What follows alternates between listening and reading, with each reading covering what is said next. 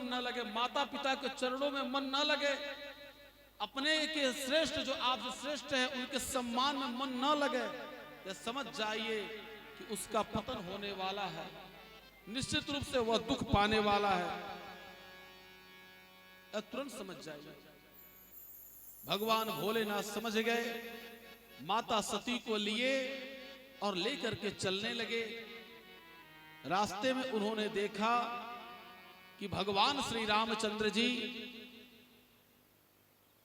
मनुष्य का वेश बना करके मनुष्य की लीला कर रहे हैं।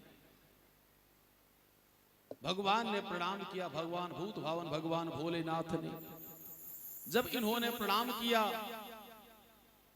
माता सती ने कहा, प्रभु आप किसको प्रणाम कर रहे हैं? तो मैं अपने इष्ट को प्रणाम कर रहा हूं। उनको प्रणाम कर रहे हैं जो जंगलों में घूम रहे हैं। हां, कुछ इसमें संदेह मत करो, नारायण है, उनको प्रणाम करो। माता सती के मन में भ्रम हो गया और उनके भ्रम का कारण यह हो गया, उनके दुख का कारण बन गया। माता सती गई, परीक्षा ली, और परीक्षा में जब भगवान श्री रामचंद्र जी ने इनसे पूछा कि माता आप एक कैसा रूप धारण की हैं और भगवान भोलेनाथ कहां हैं? माता लज्जित हो गई, और जिस समय माता आई है भगवान भोलेनाथ के पास, भोलेनाथ भगवान सब कुछ अपने ध्यान के द्वारा जान लिए, और जानने के उपरांत भगवान भोलेनाथ ने मन ही मन परित्याग कर दिया। जो माता सती दक्ष प्रजापति के यज्ञ में जाकर के अपने शरीर का उनको परित्याग करना पड़ा।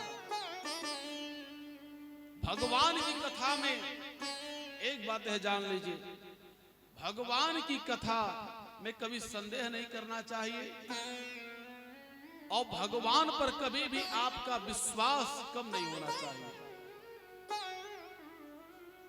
अब माता सती का शरीर छूट गया दक्ष प्रजापति के यज्ञ में।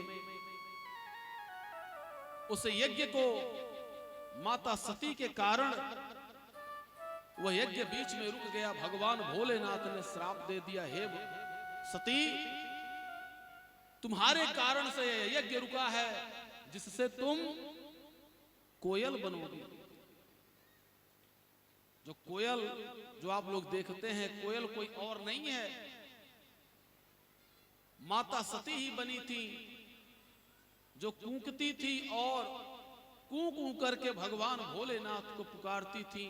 भगवान भोलेनाथ ने कहा, जिस समय तुम निरंतर हमारा ध्यान करते हुए, और जब 2 आषाढ़ आएंगे, इसे अधिक मास कहा जाता है, उस समय तुम्हारी यह शरीर छूटेगी और तुम पार्वती के रूप में अवतार लेकर के राजा हिमांचल के वहां, तब मैं तुम्हारा वरण करूंगा। राजा हिमांचल और माता मैना, मैना का तात्पर्य मैना मतलब मैं कुछ भी नहीं हूं, जो है भगवान है, नारायण है, सब कुछ आप हैं, हमारे अंदर कोई सामर्थ्य नहीं है। भगवान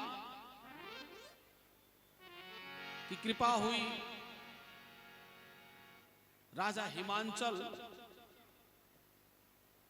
मां जगत जननी जगदम्बा को अपने घर में प्राप्त करने के लिए तपस्या करने लगे, और तपस्या कर रहे। देखिए, माता का आशीर्वाद है, मां जगत जननी जगदम्बा का। यह जो पापी होते हैं, उनके वहां कन्या नहीं होती हैं, उनके वहां कन्या होंगी नहीं, कितना भी प्रयास कर लें। जिसके ऊपर परमपिता परमेश्वर की, अम्मा जगत जननी